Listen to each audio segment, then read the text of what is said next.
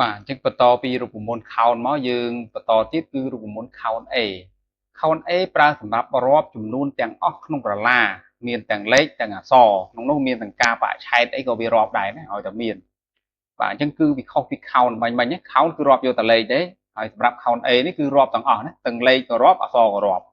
អញ្ចឹងយើងមើលនៅក្នុងនេះរូបមន្តរបស់វាគឺ count A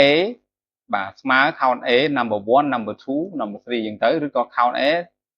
cell ដើមដល់ cell ចុងអញ្ចឹងទៅណាបាទអញ្ចឹងនេះគឺជាទម្រង់រូបមន្តរបស់វាអ្នកនរអគ្នាអាចតេស្តសាកល្បងទៅ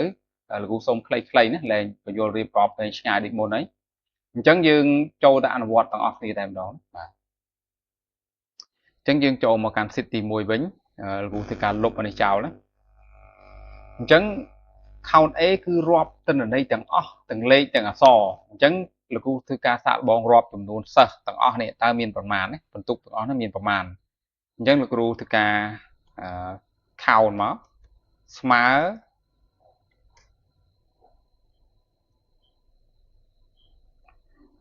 ស្មើ count A ណាយើងរំកិលមកក្រោមយកពាក្យថា count A ចុច tab មកបន្តមកទៀតយើងធ្វើការ select ទៅលើទិន្នន័យទាំងអស់ពីលើចុះមកក្រោមណាបាទសុំទោសណាអានេះលោកគ្រូចុចខុសអញ្ចឹងយើង select មកបិទវងកញ្ចក់ enter ណាអញ្ចឹងយើងឃើញថាទិន្នន័យទាំងអស់ហ្នឹងគឺមានចំនួន6ណាទាំងលេខទាំងអក្សរមានថាបន្ទុកមុខវិជ្ជាទាំងអស់ហ្នឹងមានចំនួន6មុខ6បន្ទុកអញ្ចឹងទៅណាបាទអញ្ចឹងអ្នកទាំងអស់នេះដូរអានេះទៅជាអក្សរក៏វានៅតែរាប់ឃើញ6ដដែលណាបាទ